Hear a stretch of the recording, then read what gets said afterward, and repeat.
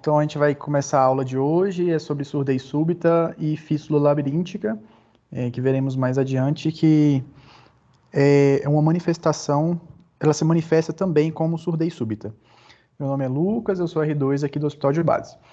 Muitas vezes a surdez súbita, ela pode ser descrita como, de repente, um silêncio, embora existam graus de surdez súbita. A surdez súbita, quando a gente fala o termo surdez súbita, ele é entendido como a surdez súbita decorrente de perda auditiva neurosensorial, de modo abrupto. Isso é importante porque veremos na frente que a surdez ela pode também ser por meios condutivos. Por exemplo, a rolha de cerume ela pode causar uma surdez súbita, mas é diferente, ela não é uma perda neurosensorial, ela é uma perda condutiva. Então, toda vez que o paciente falar que perdeu a audição, a gente vai ter que diferenciar essas duas patologias. A surdez súbita, ela é definida como rápida e subjetiva sensação de perda auditiva. Então, o paciente vai chegar referindo para você que a audição dele está pior. E pode ser em uma das orelhas ou em ambas, sendo que é muito mais comum ser unilateral do que bilateral. Ela é definida como uma urgência médica, porque existem prazos para se iniciar certas medicações e, a depender das causas, por exemplo, causas cirúrgicas, são necessárias abordagens mais emergenciais um pouco, como a própria fístula labiríntica. Os sintomas são variados, decorrentes desde da baixa percepção de som, contra os sintomas associados, como o zumbido, que é muito frequente. O paciente pode relacionar, dentre os sintomas, a vertigem, e ele pode referir um baixo reconhecimento de palavras, sendo que o baixo reconhecimento de palavras e a vertigem sugerem um quadro de maior gravidade. Então, se o paciente tem isoladamente um sintoma coclear, unicamente a perda de audição, que pode ou não ter zumbido, muito provavelmente ele terá uma resposta maior aos tratamentos do que se ele vier associado com vertigem.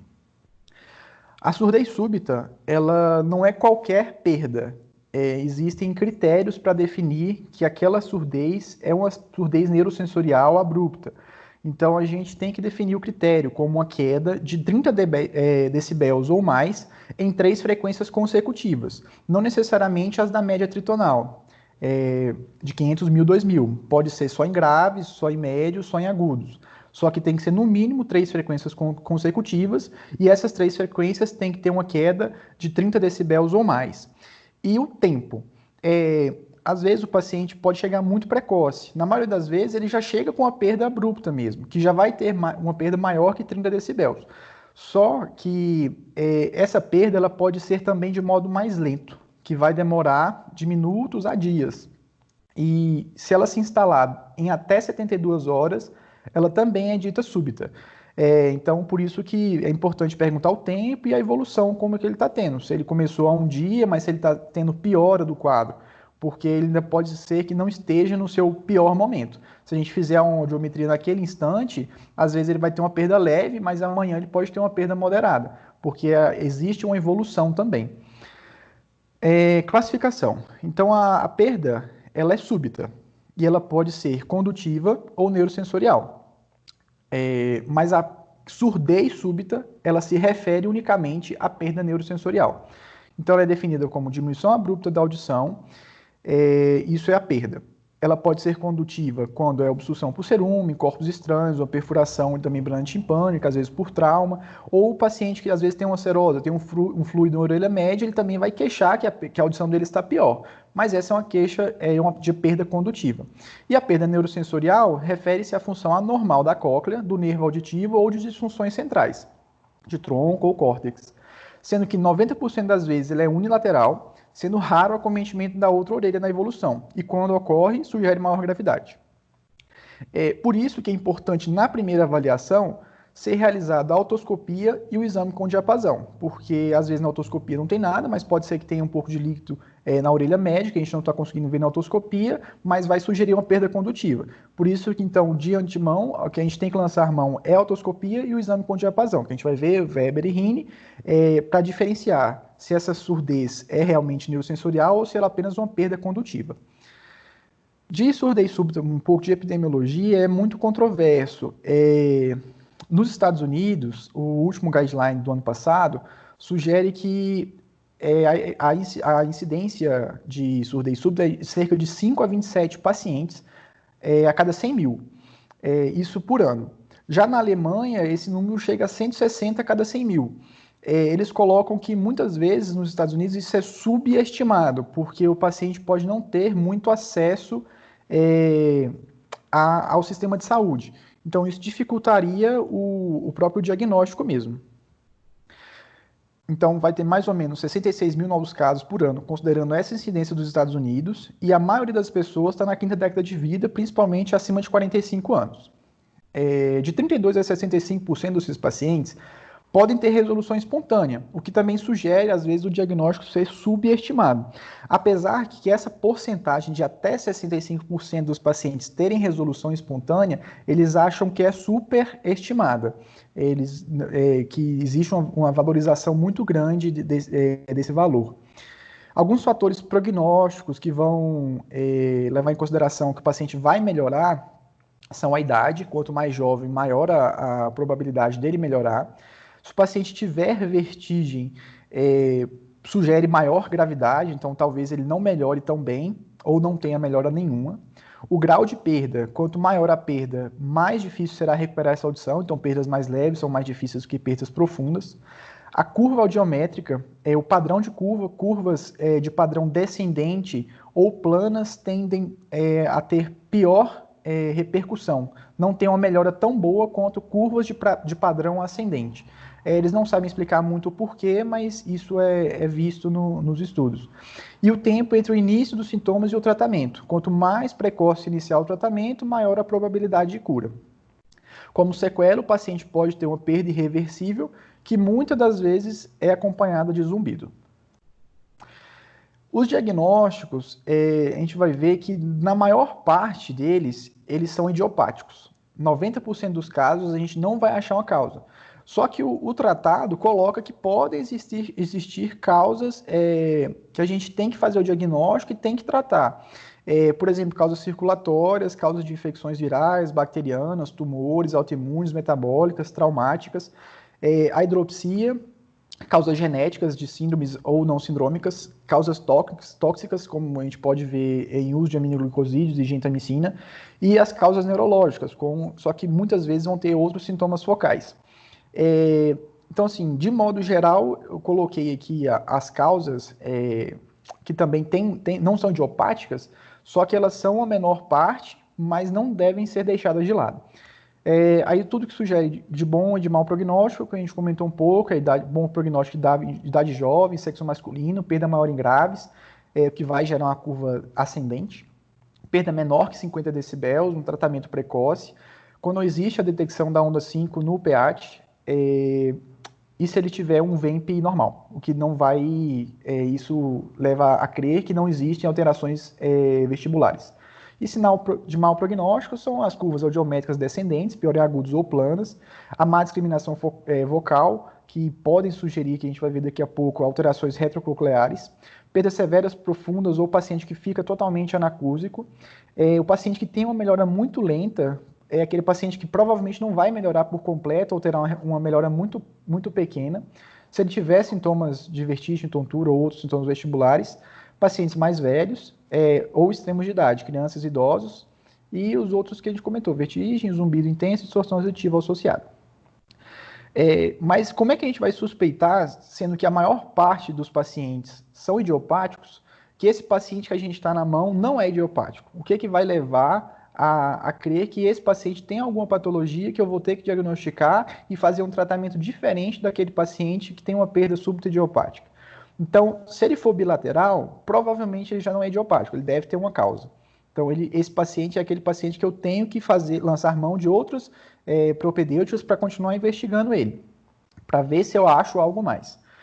Se o paciente tem um antecedente de perda auditiva flutuante, que pode ser uni ou bilateral, então aquele paciente que fala, não, eu já tive isso várias vezes, ele melhora, piora, e dessa vez piorou e não melhorou mais. Provavelmente esse paciente tem alguma outra patologia associada, dentre todas essas da tabela que foi colocada atrás. Paciente que tem associação com sintomas vestibulares severos, que pode ou não estar associado com a oscilopsia. Esse paciente também deve ser suspeitado para outras alterações que não idiopáticas. Paciente que tem um Dalbit, um nistagmo vertical para baixo, paciente que tem dor ocular, lacrimejamento e fotofobia, lembrando da questão da enxaqueca, paciente com sintoma neurológico focal, dor de cabeça, confusão mental, diplopia, disartria, fraqueza focal, parestesia, ataxia e paralisia facial. Todos os sintomas neurológicos focais levam a crer que esse paciente não tem uma perda idiopática. Então, eu vou ter que continuar pesquisando para ver se eu acho alguma causa. Paciente que teve um TCE recente e evoluiu com uma perda de audição súbita. Provavelmente o TCE lesou alguma estrutura, então eu vou ter que continuar pesquisando. E aquele paciente que teve um trauma acústico recente. Acústico pode ser tanto sonoro quanto barotrauma, que ele coloca também como paciente que vai voar, ou paciente que mergulha em águas muito profundas, ou mesmo se expõe a sons muito intensos. O idiopático é a maior parte dos casos, são os 90%, e existem 3 teorias principais que tentam explicar o idiopático. Então, ele não tem uma causa, mas eles tentam justificar o porquê de estar acontecendo essa perda de audição. Ela pode ser por distúrbio microcirculatório, é mais comum naqueles pacientes que são hipertensos, pacientes que fazem uso de anticoagulante, paciente que tem alguma discrasia sanguínea, já tem um histórico de trombose ou tem algum histórico de espasmo vascular. Essa teoria não é tão aceita, principalmente pelo fato de não ser bilateral, da maior parte dos casos ser unilateral. A infecção viral inaparente é a teoria mais aceita, embora ela também não justifique o fato de ser unilateral, porque teoricamente a infecção viral acomete os dois lados. Estudos anatomopatológicos demonstram o vírus ou alterações degenerativas que sugerem infecção viral, quando ele faz no pós-mortem. Então, o fato de existir esse achado anatomopatológico é o que justifica que provavelmente é uma infecção viral inaparente, porque às vezes eu não vou conseguir fazer mesmo o diagnóstico, mas é a teoria mais aceita. E também pode ser a outra teoria um processo imune localizado, que é justificado pela presença de anticorpos endoteliais em 53% dos pacientes, que estariam, quando o paciente vem com surdez súbita, se você fizer a dosagem desses anticorpos, eles estariam elevados. Apesar que essa pesquisa de anticorpos, ela geralmente é reservada para pacientes com histórico de doenças reumatológicas, como lúpus, artrite reumatoide e anticardiolipina. Então, assim, o idiopático, ele é a maior parte, não tem um consenso da sua causa, por isso é idiopático, mas se perguntar, provavelmente foi alguma infecção viral inaparente. A gente vai ver aqui, daqui para frente, principalmente o último guideline da Sociedade Americana de Otorrino, que foi lançado ano passado, que foi um update do guideline de 2012. Ele coloca 13 critérios, não são 13 critérios, são meio que 13 passos a serem seguidos em um paciente com surdez súbita. A gente vai discriminar cada um desses, ele coloca o que é o caso, o que deve ser feito e qual que é o grau de recomendação, se é um grau forte, se é apenas uma opinião de especialista, se é apenas uma recomendação. Ele chama cada um desses passos de Key Action Statements, que seriam principais afirmações para cada ação. Então, o que você deveria fazer? Passo 1, passo 2, passo 3, até o passo 13. Essa foto de baixo já é do tratado, que seria o paciente que chega no primeiro atendimento com surdez súbita, o que você deve fazer? Ele coloca que você deve iniciar o tratamento com corticóide, você deve pedir uma imagem por ressonância magnética, os exames laboratoriais e audiológicos, fazer um diagnóstico topográfico para tentar achar uma etiologia, embora provavelmente você talvez não encontre, porque é a menor parte. Você vai reavaliar o seu tratamento a pensar se o paciente está tendo ou não melhora e trocar esse tratamento. E o tratado ainda coloca a opção de você associar outras medicações além do corticóide, como antiagregantes, antivirais, carbogênios e outros. Embora essa recomendação já não seja a mais atual. Então a gente vai continuar com a mais atual, que é a do guideline da Sociedade Americana do ano passado. Então a primeira declaração, o statement, você tem que excluir a perda auditiva condutiva. Porque quando se fala porque apesar da perda auditiva condutiva poder ser súbita, ela não se enquadra na surdez súbita. Então, você tem que distinguir no primeiro contrato se o paciente tem uma perda condutiva ou neurosensorial. Como você vai fazer isso? Usando um diapasão, vai fazer o Weber ou o Rini com um diapasão de 256 ou 512. Então, você vai fazer o Weber, se o Weber localizar para o lado da queixa, provavelmente é condutivo, para o outro lado sugere neurosensorial, e o Rini teste, sempre o ar tem que ter uma maior condução que o som, que a parte óssea, isso seria o normal. Se o paciente tiver uma condução óssea maior que a aérea, você vai pensar em alguma perda condutiva e não neurosensorial. Então, aqui é só uma audiometria mostrando um paciente que tem uma perda condutiva bilateral. Você vê esse gap aeroósseo, então esse paciente não é o paciente da surdez súbita. Declaração 2. Quais são os fatores modificadores? Então, a gente já viu, você vai avaliar o diagnóstico presuntivo de perda auditiva súbita idiopática ou se esse paciente tem uma possível causa determinável, seja através do exame físico e história clínica, ou se você vai determinar se a perda vai ser diagnosticada apenas com exames mais para frente, laboratoriais ou de imagem. E você tem que determinar se essa perda é unilateral, se é uma perda recorrente ou não, no caso daquelas questões de flutuação, e se há alterações neurológicas focais. Então, era tudo que a gente já tinha comentado, que é o paciente que tem já histórico de perdas flutuantes, é o paciente que tem uma possível enxaqueca, é o paciente que tem um possível AVE, que tem outros sintomas neurológicos focais, é o paciente que teve um trauma e depois que começou com o sintoma, seja esse trauma mecânico, acústico ou um barotrauma.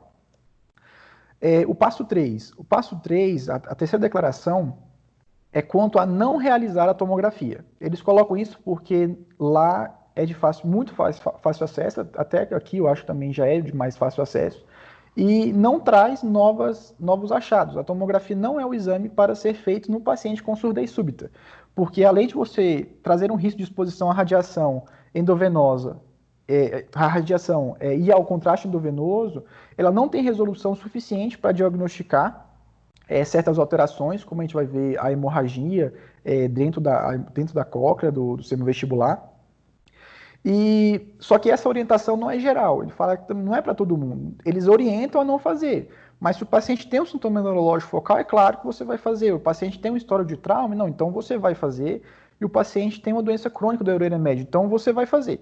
Então não é para fazer em todo mundo, não é um exame de rotina a tomografia, mas em casos selecionados você deve fazer, porque em casos que seja capaz de afastar alguma outra alteração, por exemplo, o AVE, ou o trauma, ou a doença crônica da orelha média.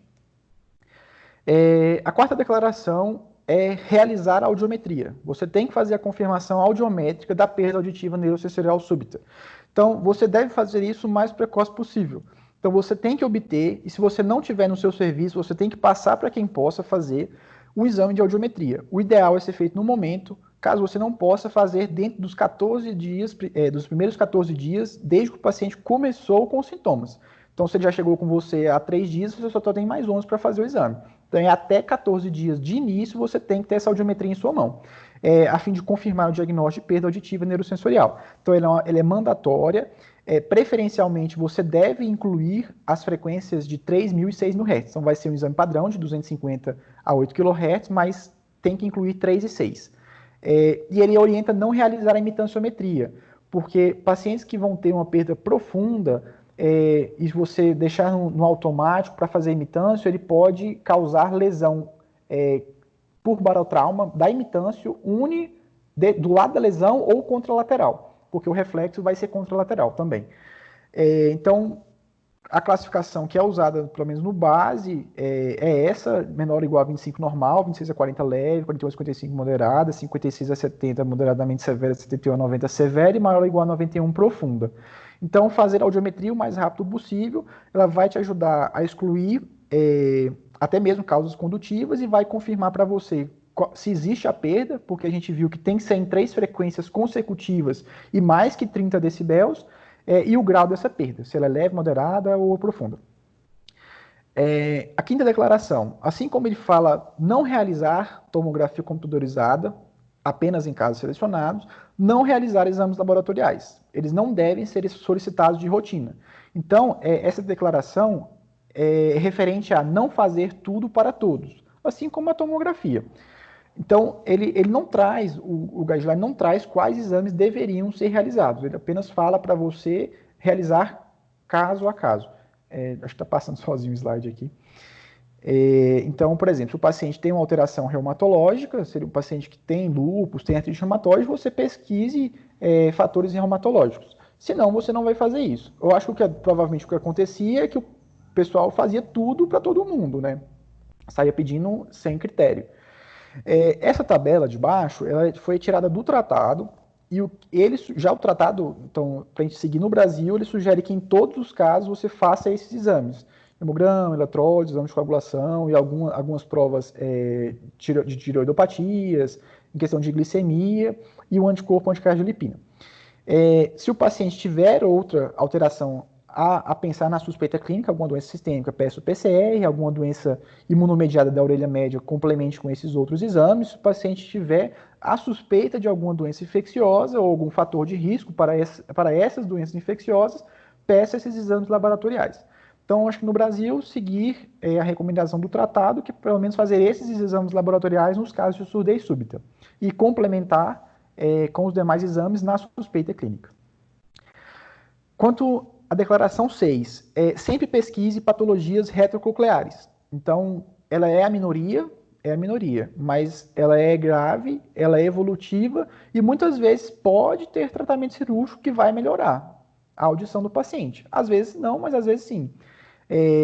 Você tem que avaliar esse paciente com perda neurosensorial súbita, sendo o gold standard a ressonância magnética. Então, eles colocam que seria o ideal. O paciente chegou, peça a ressonância. Então, já é até um favor de não pedir a tomografia, porque a ressonância vai ter muito mais, vai ter muito mais resolução e vai conseguir mostrar coisas que a tomografia não vai conseguir. Caso não consiga fazer a ressonância, peça o Bera. É também uma sugestão do guideline. Se você também não tiver no seu serviço, vamos ficar com a audiometria e a mitanciometria, que a gente vai ver uma ressalva aqui. Na ressonância magnética, muitas vezes a gente vai ver um laudo com anormalidades. Então, ele pode começar com normal ou anormal. Nem toda anormalidade vai ter a ver com a surdez súbita. É o que ele coloca. Por exemplo, a hemorragia labiríntica tem a ver com surdez súbita, uma inflamação da cóclea tem a ver, um chivanoma vestibular tem a ver, um cisto aracnoide tem a ver, e lesões de substância branca tem a ver. Agora, se você achar a anormalidade de Chiari, esse é apenas um achado da ressonância, não vai ter nada a ver com a sua surdez súbita. Então, o paciente vai chegar, ele vai ter lido o laudo e vai falar, não, mas eu tenho anormalidade de Chiari aqui no laudo, então isso é a causa. Não, não tem nada a ver. Uma célula túrcica vazia, não tem nada a ver. Uma hipóxia que sugira alterações perinatais, um meningioma e alterações no polígono de Willis também não tem nada a ver. Então, a gente tem que saber as alterações e o que tem relação com a surdez súbita e o que não tem relação com a surdez súbita.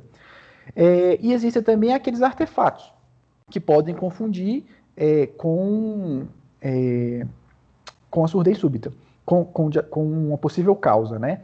E alguns achados ele colocam que não está diretamente relacionado, mas que pode ter alteração. Não, por exemplo, alterações da microvasculação.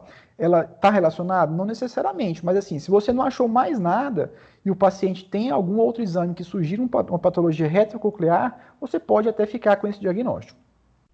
No Bera, quais alterações iriam sugerir que o paciente teria uma patologia retrococlear?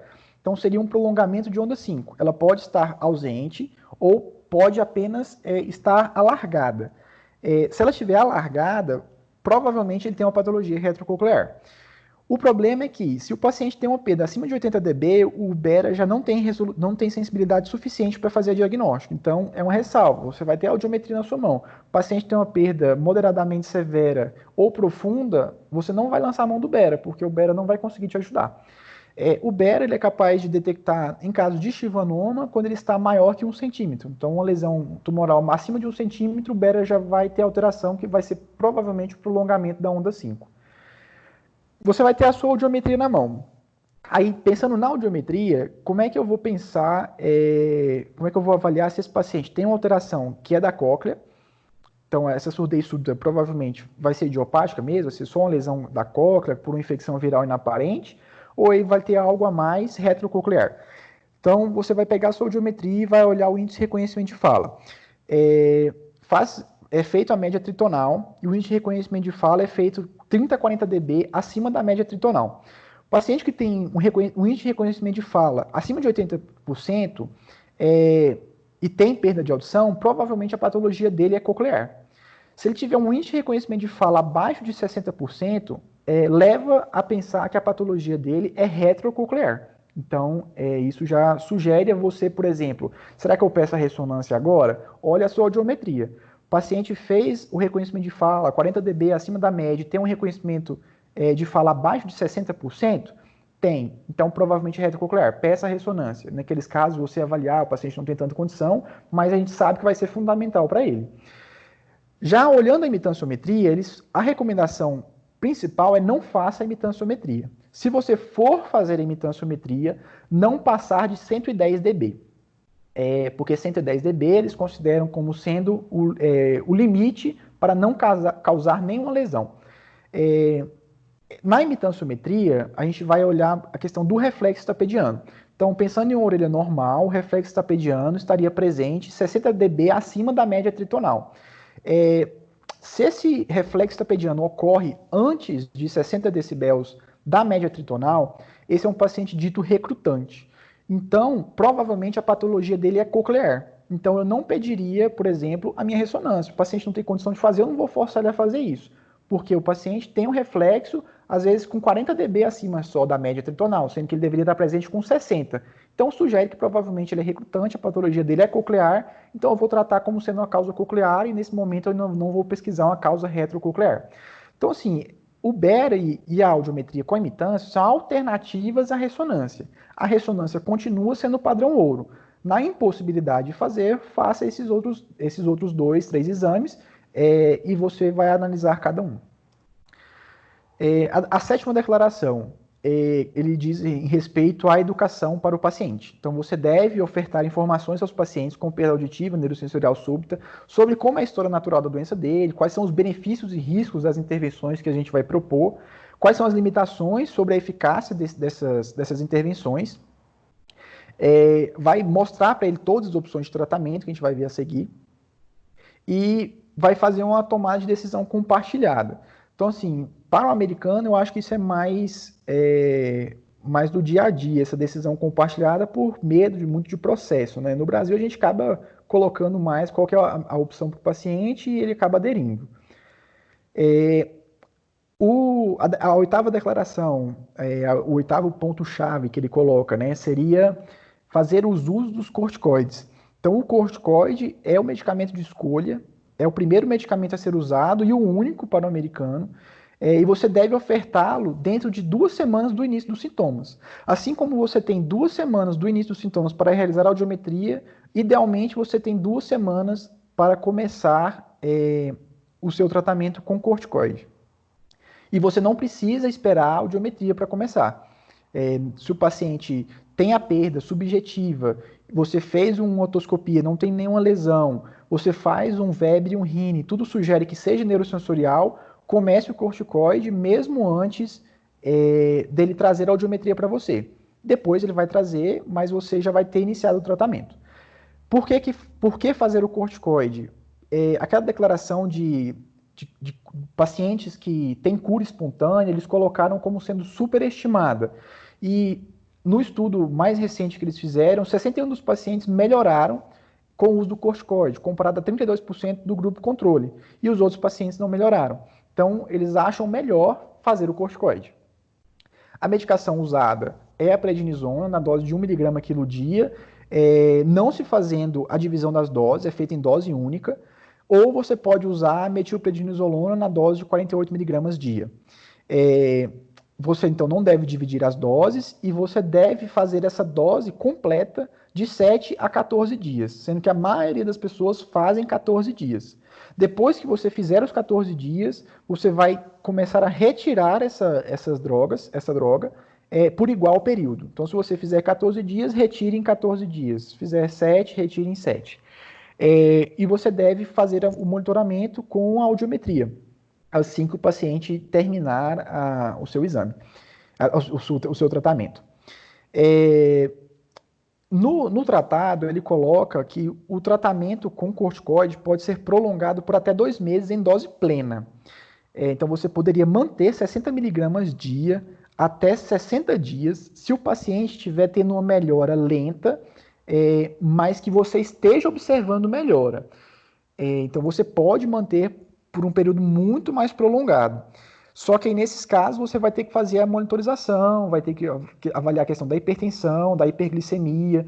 É contraindicado em pacientes com glaucoma, que a gente vai ver que a terapia de escolha é o corticoide intratimpânico. E se o paciente tiver alguma outra complicação, você vai ter que monitorar de perto. Então, assim, no geral, fazer 14 dias, mas pacientes que tiveram uma melhora pequena, você pode prolongar até 2 meses.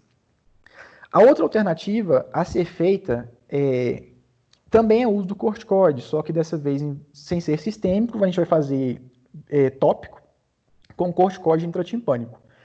Eles colocam que a eficácia dos dois é semelhante, você poderia fazer um ou outro, embora o via oral seja o de escolha inicial por maior acesso. O paciente não precisaria ficar voltando, que a gente vai ver que tem que voltar algumas vezes, causaria menos desconforto ao paciente, embora a terapia intratimpânica tenha menos efeitos colaterais. Então, se o paciente for diabético, hipertenso, tiver glaucoma, escolha a terapia intratimpânica. Se o paciente não tiver nenhuma comorbidade, pode dar a opção mesmo ao corticoide sistêmico.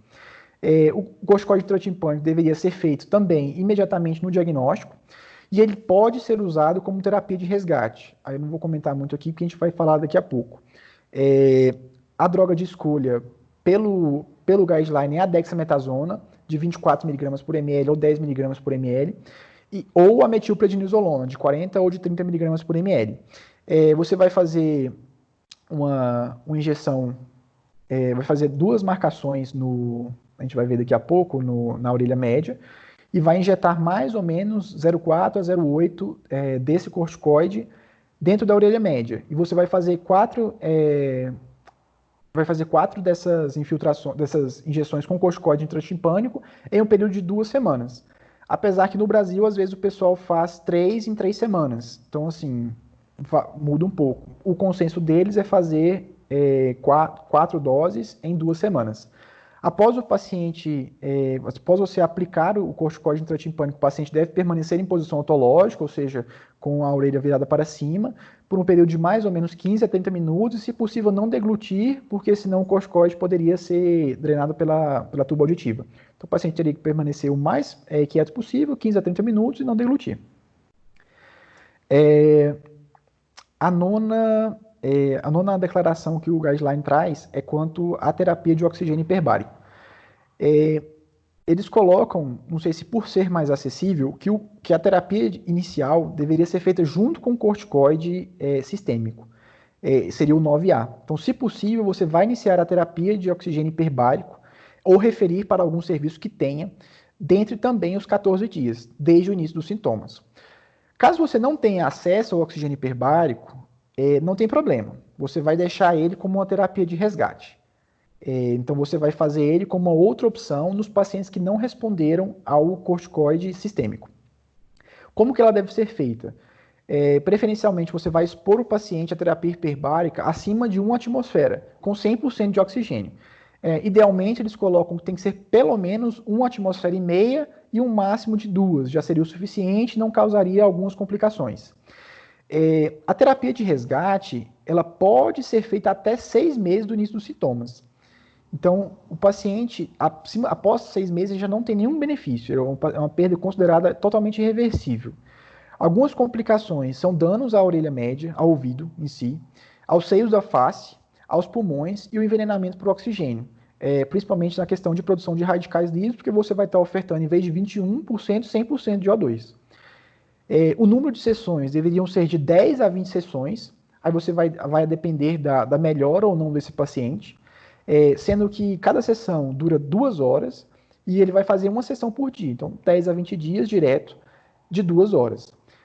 Para eles, cada sessão custa em torno de 600 a 700 dólares. No Brasil, eu não sei dizer o valor de cada sessão, nem sei, não tenho nem ideia.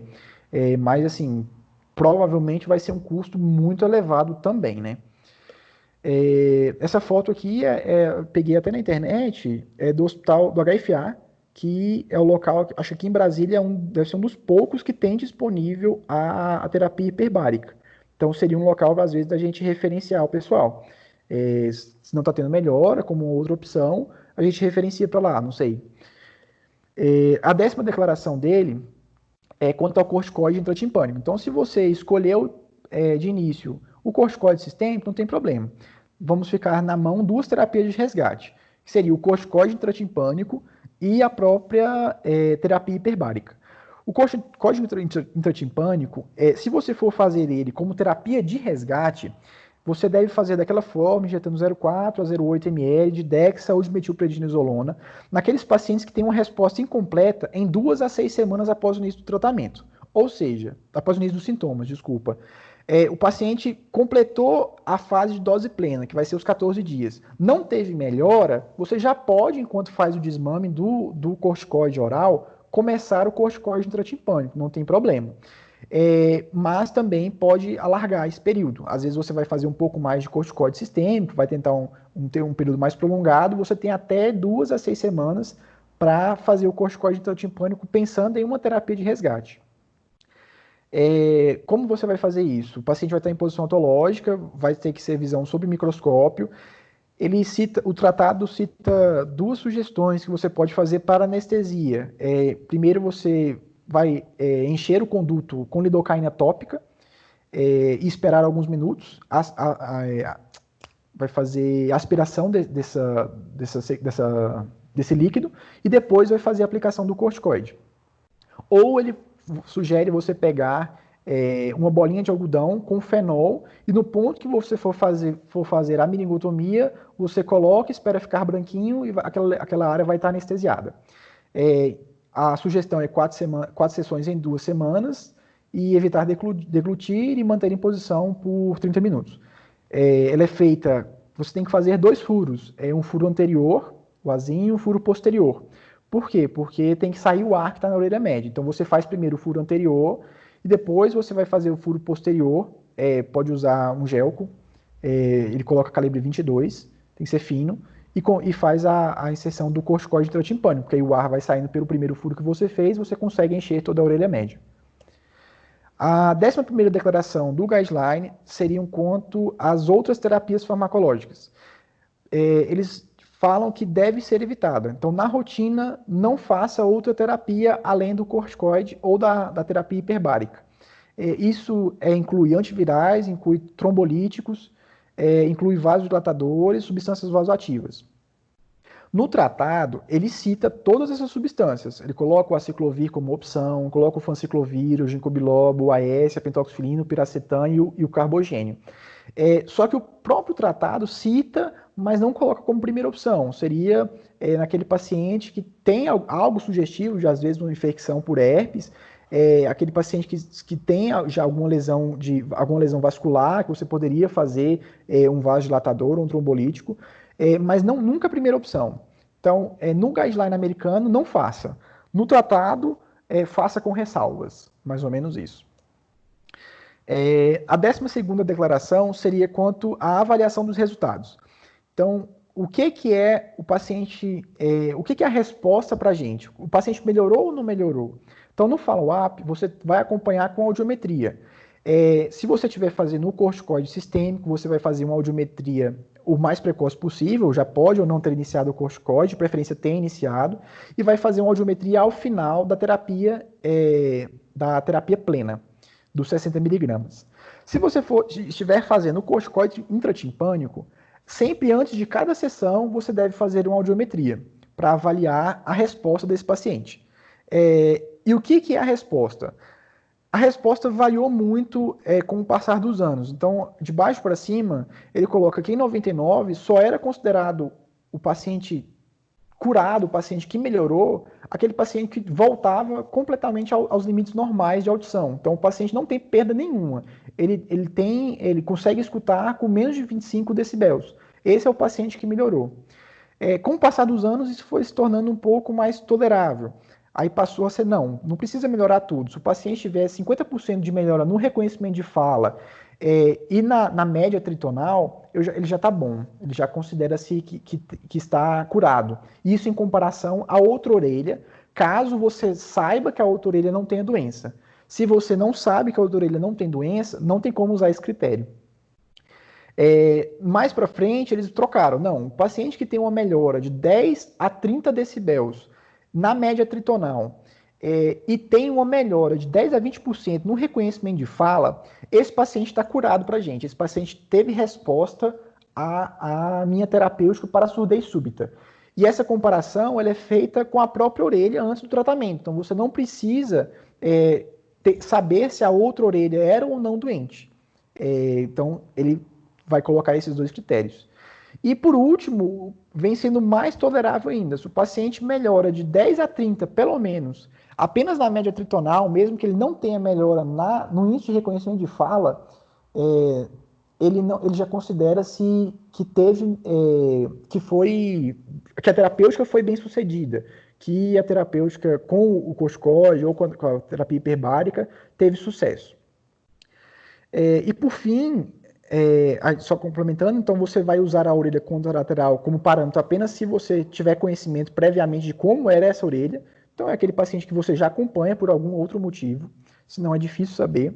Ou então o paciente tem a perda súbita e a outra orelha está completamente normal, na audiometria que você fez da admissão. A recuperação completa, eles consideram um máximo de 10 dB de diferença da orelha contralateral e um reconhecimento de fala de 5 a 10% da orelha não afetada. Esse é o critério mínimo que eles estão adotando atualmente. E se o paciente não tiver nem 10 dB de recuperação, esse paciente não teve resposta. Você pode mudar a terapia se tiver alguma outra opção, porque ele não respondeu ao seu tratamento. Por fim, a 13ª declaração é quanto a reabilitação, está escrito errado ali, quando você vai aconselhar os seus pacientes sobre os benefícios da reabilitação auditiva e sobre medidas de apoio. Então, você pode oferecer o apoio psicológico para o paciente. Se o paciente tiver perdas moderadas, perdas leves, você pode oferecer um ASE para ele. Se ele tiver alguma outra perda associada, às vezes uma perda condutiva também, pode sugerir um barra. E, em último caso, você vai sugerir um implante coclear. Perdas profundas, se o paciente for candidato, ele fala que é uma opção. No Brasil, eles não fazem muito implantes unilaterais se a outra orelha é boa. Então, não fecha esse critério para o Brasil. Então, a gente não faria esse implante. Mas lá eles fazem. Orelha unilateral, eles fariam. Aqui já fica essa interrogação. Fazer ou não fazer?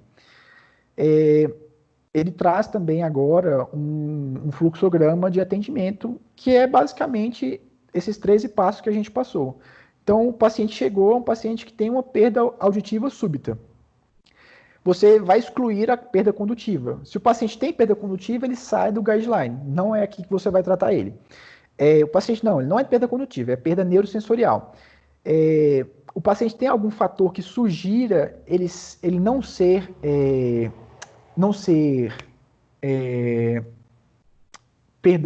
a perda neurosensorial, ter outra causa, ele tem, às vezes, teve um AVC, teve alguma outra coisa, tem sintomas neurológicos focais. Se sim, o paciente tem uma perda que não é idiopática, ele sai do guideline. Esse guideline é basicamente para perdas idiopáticas. Não, o paciente realmente tem uma perda auditiva neurosensorial súbita. Então tá bom. E é idiopático. Então você não vai fazer a tomografia. Não faça a tomografia se o paciente não tiver critérios. Não peça exames laboratoriais de rotina se o paciente não tiver critérios. Aí sim, você confirmou que o paciente tem perda auditiva. Se você fez a audiometria e o paciente não preenche critérios, ele não tem uma perda auditiva, às vezes ele está só com a percepção de que está com baixo som, então exclui ele do guideline. Ele tem que ter a audiometria mostrando que aquela perda é neurosensorial. Se o paciente tem uma perda neurosensorial, agora a gente tem que avaliar exames que possam nos ajudar a identificar patologias retrococleares. Então, peça o BERA, peça a ressonância. Enquanto você aguarda isso, você já está fazendo tratamento, você vai promover educação ao paciente. Vai explicar para ele o que é a doença dele, vai explicar quais são as opções de tratamento, vai explicar por que fazer os exames. e vai iniciar e não vai prescrever outras medicações. Ele coloca antibióticos aqui, mas é qualquer outras daquelas outras, os antivirais, os trombolíticos, os vasodilatadores, e você vai passar para a terapêutica. Se esse paciente tiver até 2 semanas de perda auditiva, desde o início dos sintomas, então ele está dentro dessa janela, você tem algumas opções que você pode ofertar. Ou corticoide com a terapia hiperbárica ou só o corticoide sistêmico. Se o paciente já tiver entre 14 e 6 semanas de tratamento, não existe um consenso, mas eles colocam que provavelmente esse paciente não vai se beneficiar e você vai passar ele para uma reabilitação. Se você não iniciar o seu tratamento com até as 2 semanas, 2 a 6 semanas, se passou de 6 semanas, não adianta tratar esse paciente, você tem que caminhar ele para a reabilitação. Então você tem o ideal até 14 dias, você tem uma janela tolerável até 6 semanas. Acima de 6 semanas, não faça tratamento, já encaminhe para a reabilitação. O paciente o paciente agora teve resposta, ele se recuperou. Se o paciente se recuperou, você já pode tirar ele do guideline, ele se recuperou, ele já não é o seu paciente mais de surdez súbita. Agora, se o paciente não se recuperou, você vai tentar as terapias de resgate. A terapia de resgate pode variar. Se você já fez a câmara hiperbárica, ela não é uma terapia de resgate. Aí você pode tentar o corticoide intratimpânico. Se você não fez a terapia hiperbárica, ela é uma terapia de resgate. Então você pode tentar ela também. Se o paciente não tiver nenhuma melhora, encaminhe ele para a reabilitação auditiva. Aí pode ser o AASE ou o implante coclear. Se o paciente teve melhora, ótimo. Então, se ele melhorou de 10 a 30 dB, pelo menos, ele é um paciente que teve resposta ao tratamento. O fato de ter resposta ao tratamento não significa que eu não possa ofertar uma terapia de reabilitação. Por exemplo, o paciente tem uma perda moderadamente severa, ele até melhora 30 decibéis, só que ele vai ficar ali entre o leve e moderado. Nesses casos, ele ainda se beneficia de um ASE, então você pode também ofertar. Ele teve melhora, mas não quer dizer que você não possa ofertar outra terapia de reabilitação. Ele teve a melhora para a surdez súbita. Agora é um paciente que tem uma surdez, assim como os outros, independente da causa, que vai se beneficiar de um ASE, por exemplo. Então essa foi a parte de surdez súbita quanto às patologias clínicas. E das cirúrgicas, ficou de ser falado a fístula labiríntica, também chamada de fístula perilinfática. Então ela é a patologia de caráter cirúrgico principal, que tem como principal manifestação a surdez súbita. Então, de todas as causas de surdez súbita que podem ser tratadas cirurgicamente, a fístula labiríntica é a principal, é a mais comum, embora seja assim, no geral é raro, mas das cirúrgicas é a mais comum. Então, a surdez súbita de tratamento cirúrgico, ela pode ser a fístula perilinfática, ela pode ser o neurinoma do acústico, ela pode ser, às vezes, o paciente com hidropsia neurolinfática de difícil controle, eles colocam como aquele paciente com MNE, que já está ficando anacúsico, ela também talvez seria passível de um tratamento cirúrgico. É o paciente que teve um TCE e teve uma fratura temporal e, às vezes, se você fizer um tratamento emergencial, você conseguiria tratar e talvez salvar algum pouco de audição. Ou, às vezes, é um trauma iatrogênico, está lá fazendo a mastoide e acabou abrindo um dos canais, o canal lateral, por exemplo, que seria o mais comum de ser lesado iatrogenicamente, e você, às vezes, pode fazer uma reintervenção. Você fez a fístula, você vai lá agora e fecha a fístula. Então, a fístula perilinfática é de indicação cirúrgica emergencial nos casos confirmados, embora isso é ambíguo, porque ele cita que ele é emergencial cirurgicamente, mas fala que o tratamento inicial pode ser clínico, que a gente vai ver daqui a pouco. É a principal causa de surdez súbita passível de correção cirúrgica, porque ela ainda chega a ser mais comum que o neurinoma, e ela tem como definição uma comunicação anormal entre a orelha interna e a orelha média. Aí na setinha aí ele vai mostrar uma comunicação anormal entre o canal posterior e a orelha média. A orelha média não, entre o canal posterior e a caixa craniana. A fossa média, isso, obrigado.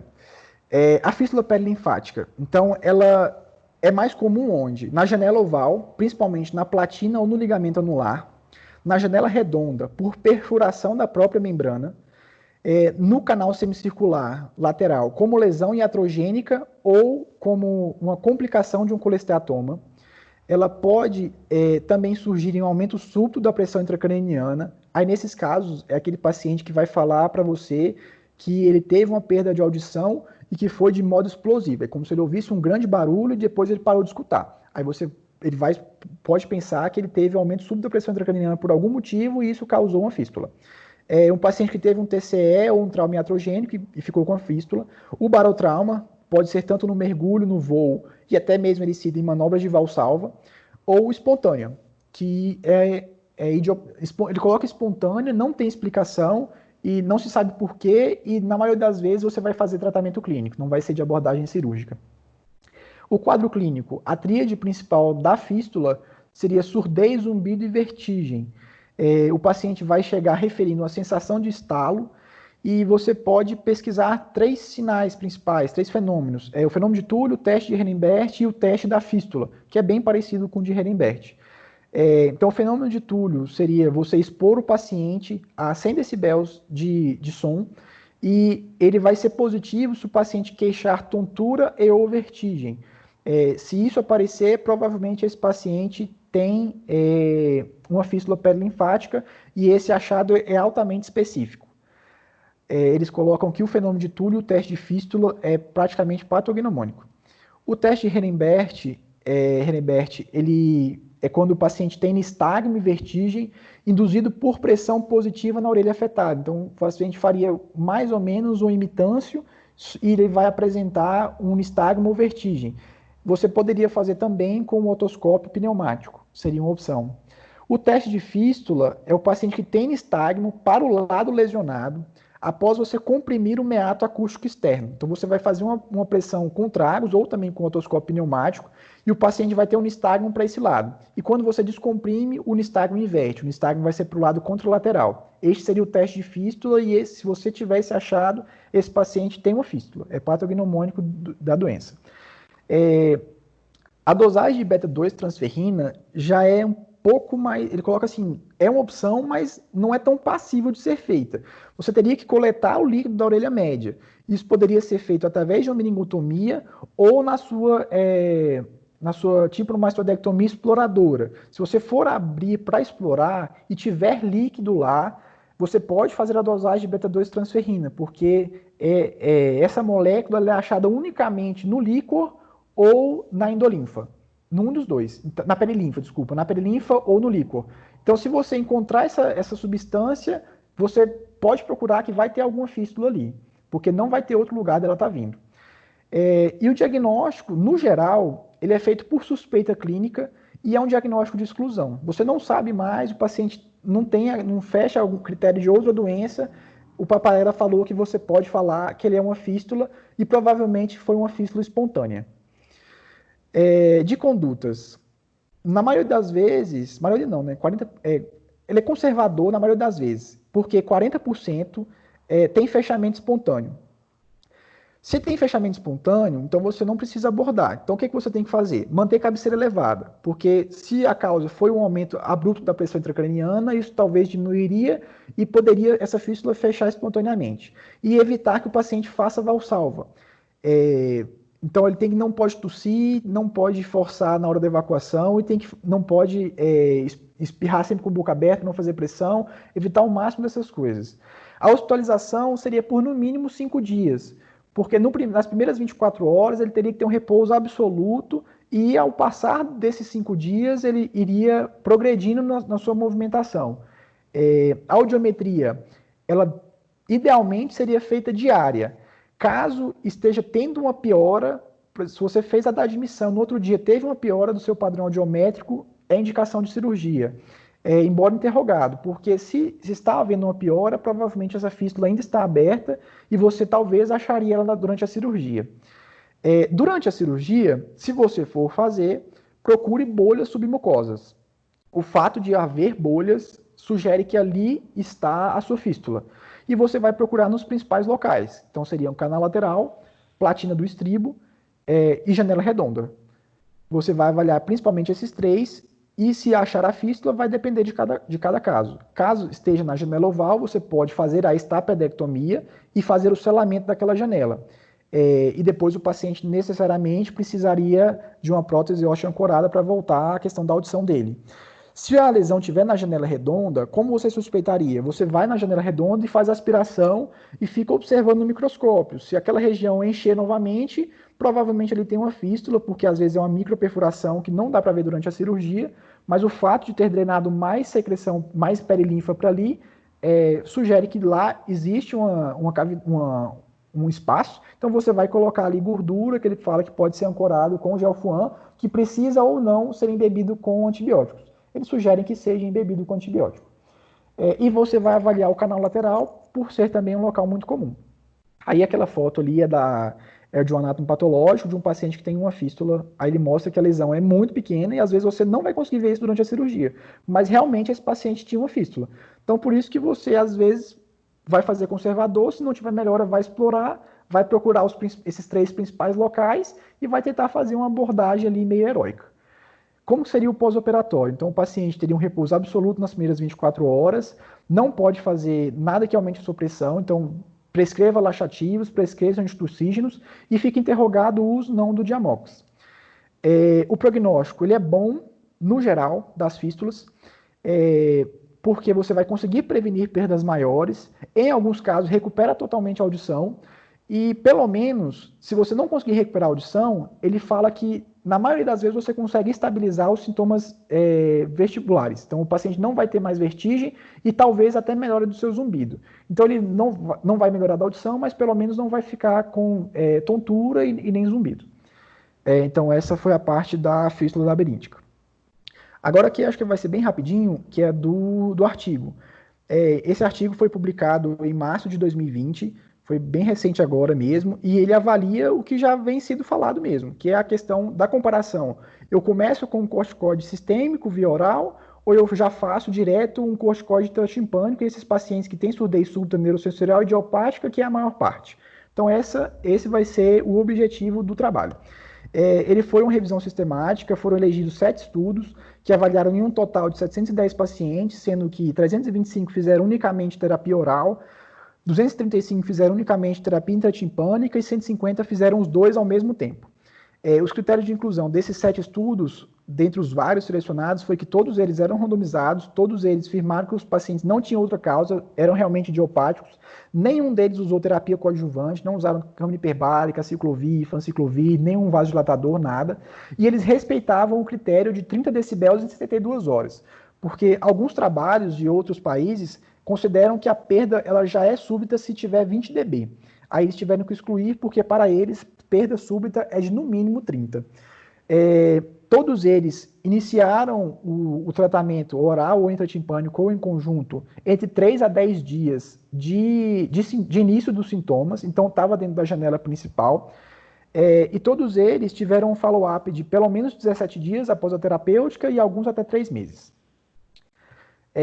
A primeira tabela, ela faz uma comparação entre se o paciente teve ou não melhora, teve ou não melhora em pré-tratamento. Então, todos os pacientes em todos os estudos tiveram melhora, independente do tipo de tratamento. Então, não teve relevância significativa.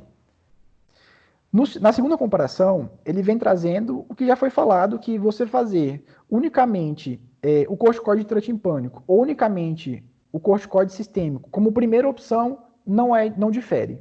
Então você pode escolher qualquer um dos dois, se um fizer um, o outro fizer outro, os dois estão certos. Não tem relevância estatística. E a terceira comparação, que também não tem relevância, eu acho que eu devo fazer os dois ao mesmo tempo, e não fazer apenas o sistêmico. Você fazer os dois ao mesmo tempo é tão bom quanto fazer só o sistêmico. Então não tem por que fazer os dois ao mesmo tempo. Faça apenas o sistêmico ou apenas o corticoide intratimpânico, levando em consideração as contraindicações do paciente para um ou outro. E a conclusão, então, é o que já foi falado no próprio guideline, embora esse artigo seja desse ano, o guideline do ano passado, não há diferença significativa nos resultados se o paciente usa corticoide sistêmico e intratimpânico, ou se ele usa corticoide sistêmico, usa o intratimpânico ou usa os dois. Para a perda auditiva neurosensorial súbita, de moderada a severa, ela é indiferente. Você pode usar qualquer um dos dois. Acabou.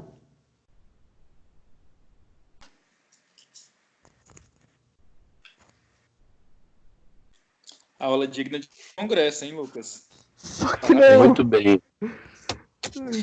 Muito bem, Lucas. Excelente. Fiquei até emocionado dessa aula. Você tá ali. Ô, Lucas, eu queria comentar exatamente isso. Parabéns pela tua aula. Realmente foi excelente. Obrigado, doutor Baxiga. A sua aula foi de uma forma extremamente didática. Você fez uma sequência de apresentação com orientações do que nós temos no nosso tratado e você pôs o guideline. Quer dizer, a gente está vendo uma atualização onde o tratado, inclusive, fica a dever, né? Porque aí você vê a diferença. E a gente pega muitos esses pacientes no nosso pronto-socorro aqui.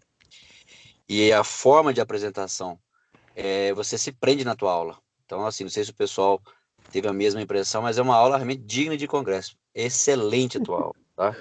Tanto nos slides e terminou com o artigo. E é importante que tudo que você falou, que a gente até conversou hoje de manhã, eu estava no PS, passei lá, a gente discutiu alguma coisa antes, algumas coisas assim, então vamos lá, na prática, a gente pega o paciente com a surdez, com suspeita de surdez súbita, e que o importante que você colocou é realmente descartar as causas não idiopáticas logo de cara, tentar descartar para iniciar o tratamento. E a gente às vezes pede, vai fazer audiometria, quando você voltar a gente inicia o tratamento. Quer dizer, é talvez uma mudança do nosso protocolo, já iniciar o corticóide independente do resultado da audiometria, né? Não é isso? Isso, ele coloca que você já deve iniciar o mais precoce. Iniciar o mais rápido precoce. E até porque a audiometria, ela deve ser feita até os seus 14 dias. Quer dizer, aqui, pela dificuldade, às vezes o paciente não vai conseguir fazer esse exame tão rápido. Então, nós estamos, às vezes, com chance de perder, desse paciente ser tratado por uma questão burocrática, de não conseguir encaixar uma audiometria. Ele não vai conseguir fazer fora. No serviço particular, é rápido, você consegue fazer no mesmo dia, na mesma hora. Aqui, a gente está tentando fazer isso, mas a gente tem que ter isso na cabeça, que nós não podemos perder essa oportunidade de logo iniciar, descartou a alteração sendo idiopática, que a gente inicie logo o tratamento com corticóide. Eu acho que isso é o mais importante, né? São coisas que você colocou. Que mais que eu tinha feito algumas observações? Mas eu acho que era isso. E é muito importante você ter colocado o guideline justamente com esse passo a passo, né? Isso dá para a gente, você ver o quanto, há tempos atrás, se pedia exame realmente para tudo. E às vezes a gente acaba até pedindo sorologias, pede o PCR e etc. Você vê, tudo isso é desnecessário, a não ser que tenha uma causa que não seja idiopática. E acho que isso é importante. Outra coisa é a imitância. A imitância eu ainda acho que faz parte da investigação, ter o cuidado da pressão não ser muito elevada, tá? Se for fístula, até talvez no exame da imitanciometria vai detectar, porque o paciente vai apresentar uma tontura, né, uma vertigem pela pressão. Que mais? E a questão de pesquisar as lesões retrococleares, né? Que você bem colocou na parte de audiometria e a imitância, que te ajuda a facilitar na pesquisa se é coclear ou não. Então, acho que essas observações que eu fiz aqui, eu acho que a sua aula realmente está digna de apresentar para todo o grupo de otorrino. Eu vou pedir que você mande, vou passar para o pessoal. Essa aula está gravada, acho que vale a pena. Sim, vale a pena os outros staffs poderem assistir a sua aula. Foi excelente a tua aula. Obrigado. Viu? Só uma colocação, doutor. Lembrando que é um passo importante. Esses dias eu vou dar um exemplo de que aconteceu no ambulatório esses dias. A gente estava fazendo injeção de corticóide intratimpânico e uma paciente, por conta de surdez súbita, foi para o ambulatório e ela estava na terceira aplicação. Aí a doutora Rafa foi atendê-la, ela falou, olha, essa paciente já passou na mão de três um monte de staff, alguns residentes, e ninguém pediu para ela até agora uma ressonância, uma perda neurosensorial unilateral, então, ou de qualquer forma assimétrica, tinha que ter solicitado. Então, assim, só porque o Lucas trouxe que tem que solicitar e passou batido na época, a gente não viu. Então, assim, legal que para a gente lembrar, né, de bater nessa tecla. Sim. Até porque é uma orientação, né, do guideline. Exato. O fato de ser pouco acessível não exime a gente de ter que pedir, né? Tem que pedir. Porque a gente vai sempre atrás da lesão retrococlear mesmo, né? Gente, eu fiquei com uma dúvida, Lucas. Fala aí você que estudou sobre isso. Você falou sobre os testes de Henneberg, testes de fístula, licórico e tudo mais, e falou que se ele fosse positivo, era praticamente certeza de que tinha fístula. Eu não sei de onde mais você leu, onde foi que você viu, locais mais atualizados, mas eu me lembro que no tratado eles falavam o contrário, que, assim, que não tem exame patognomônico, que a maioria das vezes você vai para a cirurgia mesmo, achando que vai achar, mas... O Henneberg não é. Uhum. O Henneberg, ele coloca que não é. Ele é só uma descrição. Ele diz que ele fala do fenômeno de Túlio e do teste de fístula. Isso estava no tratado de otologia. Aí só coloquei mesmo assim. Mas o de Henneberg, ele coloca que realmente não. Os outros dois, eles falam que sim. Entendi. É porque no nosso tratado, o de otorrino mesmo, né, não de otologia, eu nunca li esse aí não, mas eles falam que não é patognomônico, você não pode afirmar, tá? Eu fiquei em dúvida nisso agora. O que eu faço se cai na prova? Ixi, aí o doutor lá chega. Eu acho que nenhum desses seria o patognomônico. A beta-transferrina, se você conseguir coletar, é porque aí vai dar a presença do líquido. Mas é difícil a coleta, né? Teria que ser no momento cirúrgico. Como é que você vai coletar? Agora, os outros testes, até porque eu acho que realmente pode ter o Henneberg, por exemplo. Você vai tracionar o trago. Não sei se tem alguma outra patologia que pudesse cursar uma fístula, que desse esse mesmo sintoma. Eu não estou lembrado agora. Mas patognomônico, eu só me lembro da beta-transferrina, porque você vai dosar o líquido, você vai conseguir detectar. E é um exame caro, por isso que não se faz também de rotina, né? Entendi. Beleza. Agora, era uma questão até para a gente buscar isso aí. Eu acho que vale a pena a gente buscar se o tratado onde tem, se tem essa realmente informação. Você leu isso no guideline ou você buscou isso no tratado mesmo, de otologia? Não, esse foi do outro tratado. Não foi, o guideline era só de surdez súbita, não falava especificamente de fístula. Dá uma confirmada, vamos confirmar porque isso é para prova, é importante vocês saberem isso aí, né? Se realmente é patognomônico. Que essa beta 2 transferrina aí, ela é dificílima, acho que não tem quase nenhum lugar. Aqui em Brasília eu não sei nem se tem. Quando eu fui discutir da última vez, não tem nem como solicitar. Não, é caro, é um exame caro, não é fácil. Acho que eu também não conheço nada aqui em Brasília que tenha, não. O SEIB, uma época, parece que tinha, mas é caro, viu, gente? É um exame bem caro. Doutor, não é acessível, licença, não. Eu abri aqui o tratado novo, né? Lê aí. Ele fala aqui, ó, a observação do fenômeno de Túlio pode ser realizada, de preferência com lente de Frenzel. Quando negativos, tanto o Henneberg quanto o Túlio, os resultados não afastam o diagnóstico, sendo possível ter falsos positivos na otosclerose, na doença de Meniere, na sífilis e em distúrbio da orelha média. Pronto, então tem várias doenças que não é podem... patognomônico. Não é patognomônico. Não é. Beleza. Pronto, então não podemos considerar isso aí, isso é importante para vocês. Mas é importante fazer o exame, né? É importante fazer o exame. Uhum. Não, a minha dúvida era mais teórica mesmo, sabe? Porque a prova estava chegando, não sei quanto, né?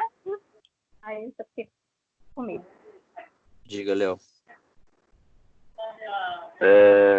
Uma coisa que o Lucas falou e que às vezes passa batido é da importância de fazer os 2 furos na hora de fazer a injeção do corticoide intratimpânico. Não sei vocês, mas eu, na primeira vez que eu fiz, eu não achava isso tão óbvio assim. E isso às vezes é um pouquinho difícil quando você tem que fazer um furo, já é difícil. Você imagina fazer 2, e um na região anterior, outro na região posterior com o paciente acordado, mas lembrar disso. Como é que vocês têm, quem tem feito o exame, em relação à sensibilidade ao exame? O paciente com anestesia tópica, vocês conseguem fazer tranquilo? O paciente não... desconforto é pouco? A maioria sente dor, mas é uma dor suportável. Eu tive 2 pacientes que, assim, eram muito, muito hipersensíveis à dor. A maioria era uma dor suportável. E eu fazia esse negócio de colocar a xilocaína spray e deixar lá um tempo. Eu colocava a xilocaína spray enquanto eu ia aspirando o conduto. enquanto eu ia Não, aspirando a droga, né? Enquanto Ah, eu ia tá, montando a droga. Tá. eu deixava a Chilo lá para dar tempo dela agir. A gente sabe que a absorção da Chilo ela é em mucosa, a absorção na pele ela é muito pequena, mas não sei se era um efeito psicológico que tinha no paciente ou essa absorção mínima que ela talvez tivesse ali nesse tecido queratinizado já era suficiente para anestesiar, mas a maioria dos pacientes, todos os pacientes suportaram, alguns reclamando, outros não. Então, mas o que tem... lá na HUB também vocês têm usado xilocaína ou vocês têm usado algum outro produto?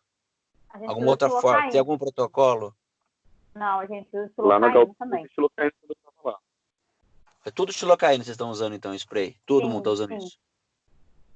Eu nunca vi de outra forma, não, inclusive. No ambulatório, eu sempre fiz assim. Tá bom. É porque a outra Até- alternativa seria até fazer uma mesmo- infiltração retroauricular, Até sabe, mesmo doutor? a eficácia da xilocaína é duvidosa porque ela não age muito em... Exato, em pele. Ela não age, mas é o que ensinaram pra gente, né? Tanto no HUB quanto no base, só falaram de usar a xilocaína. Acho que pelo fato que está mais disponível também. Não, por isso que eu estou perguntando, para ver se está usando algum outro tipo de ela falou que outra anestésico. alternativa seria...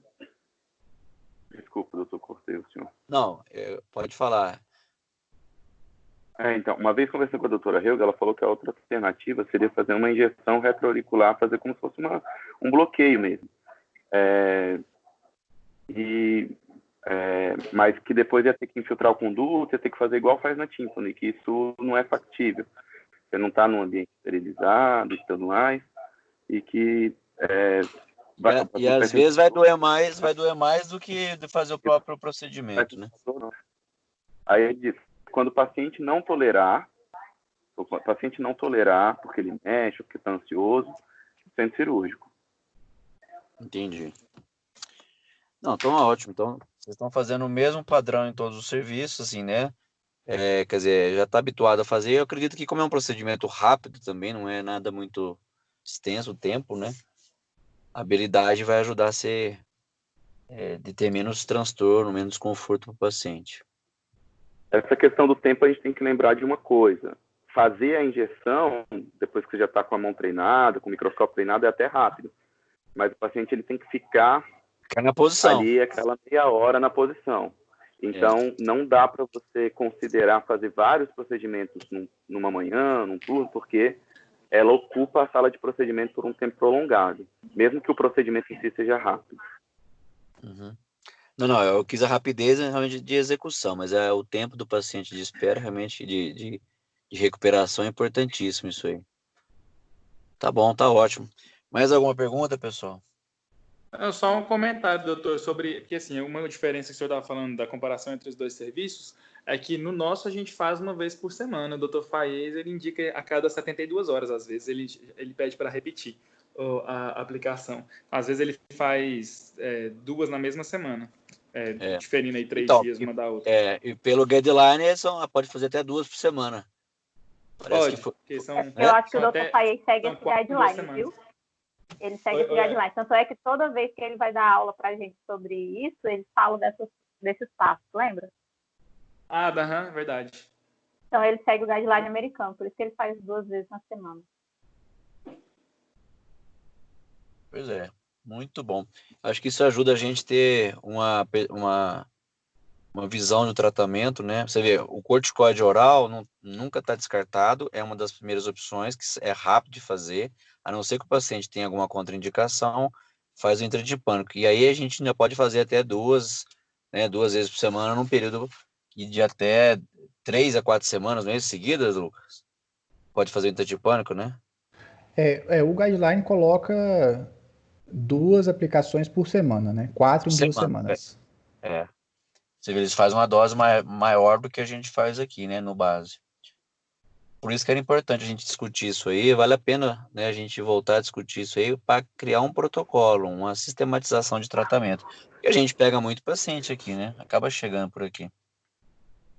Ô Lucas, só para ficar bem marcado aqui para mim, no fim das contas, então, o dipiridamol ele ficou sem definição. é meio que facultativo É. para O guideline não usa. Não usar nada além do corticoide ou da terapia hiperbárica. Eu acho que ele está falando da fístula, não? Fala Da fístula? fístula perilinfática. Do Diamox? Fica como... Fica interrogado, não definiu. Pelo menos onde eu li não definiu. Eu vi que... Beleza, valeu. Obrigado, valeu demais, parabéns. Parabéns, Lucas, mais uma vez, muito boa aula. Dando sequência, pessoal, tem algum paciente internado?